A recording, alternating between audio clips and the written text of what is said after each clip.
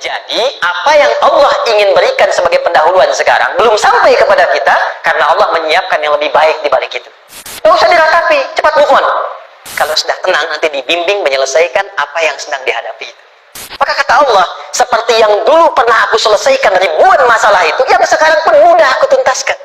Hamba-Ku, sepanjang engkau mendekat kepadaku, maka yakinkan dalam dirimu, situasi apapun yang kau rasakan, aku tidak akan pernah meninggalkan. Jadi yang pertama, jika punya kesulitan sebesar apapun, seberat apapun, cepat dekati Allah.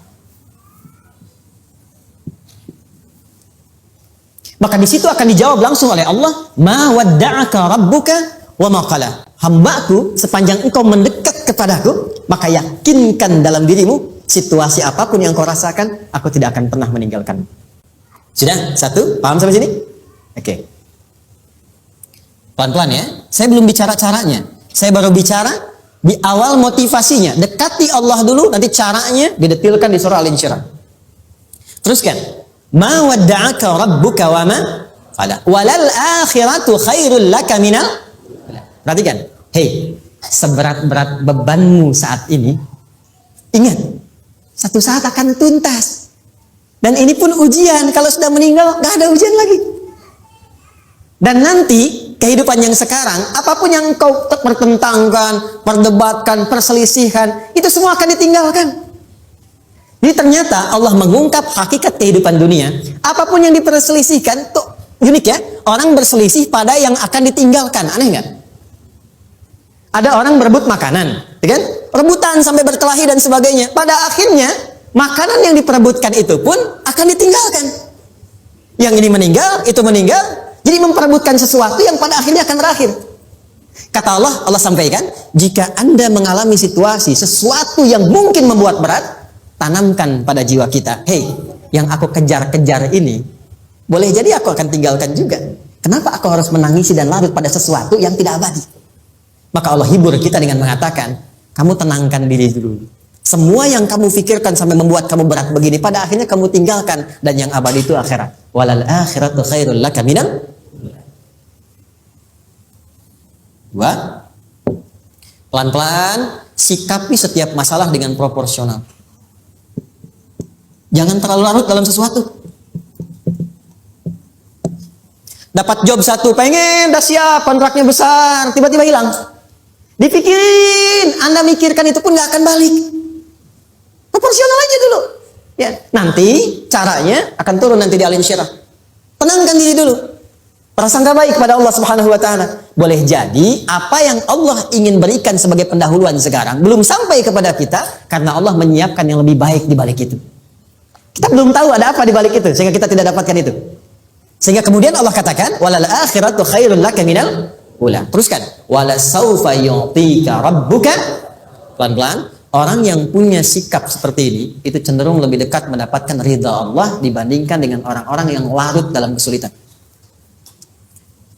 Orang yang move on dengan setiap persoalan dalam kehidupan, cepat berpikir secara proporsional, tidak menggantungkan hidupnya pada persoalan tertentu sehingga membuat dia menjadi beban, itu lebih mendekatkan dirinya kepada ridha Allah dibandingkan dengan orang yang meratapi persoalan hidup.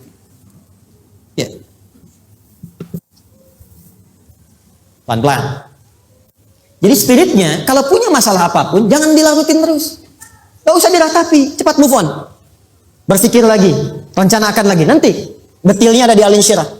Tapi poin besarnya, janji Allah mengatakan, kalau Anda bisa move on, proporsional, maka yang dijanjikan oleh Allah, di situ Allah percepat datangnya ridha Allah Subhanahu wa ta'ala. Kalau ridha Allah sudah datang, maka akan dua yang diberikan. Pertama kali, ketenangan di dalam jiwa. Dan yang kedua, kemampuan untuk berikhtiar lebih baik mencapai apa yang diinginkan. Satu, kalau ridha Allah sudah diberikan pada seorang hamba, yang pertama diberikan ketenangan dalam jiwa. Bukan dunianya dulu. Bukan apa yang Anda ingin harapkan dulu. Pengen sesuatu, ya, pengen materi, pengen kedudukan, pengen lulus anaknya ujian, ya kan? Tiba-tiba terjadi sesuatu, diratapin, alih-alih meratap, alih-alih membuat status, alih-alih menyulitkan diri, kata Allah, terima dulu proporsional. Setelah itu dekatkan diri kepada Allah, turun ridha Allah, begitu turun yang pertama diberikan ketenangan kepada hati. Tenang dulu. Kalau sudah tenang, nanti dibimbing menyelesaikan apa yang sedang dihadapi itu. Itu poin yang ketiga. Pelan-pelan. 4. Kita masuk ke detail sekarang. Perhatikan baik-baik. Ini yang paling menarik. Alam yajidka yatiman fa'awa. Muhammad SAW, bukankah dulu engkau yatim? Punya banyak masalah? Aku selesaikan juga. Ayahmu meninggal sebelum lahir, ada ibu. Ibu meninggal, ada kakek. Kakek meninggal, ada paman. Ya kan? Ada teman yang menemani Sayyidah Khadijah. Teman yang setia. Semua kebutuhan tersedia. Artinya Pak, perhatikan baik-baik. Kalau Anda punya masalah sekarang, jangan sampai melupakan yang dulu-dulu pun pernah tuntas Allah selesaikan. Jadi kalau sekarang sedang punya persoalan, jangan sampai satu masalah ini membuat Anda kehilangan harapan dan kehidupan. Sementara Anda sadar dulu pun banyak masalah kok selesai juga. Kenapa dengan yang satu ini kita harus jatuh?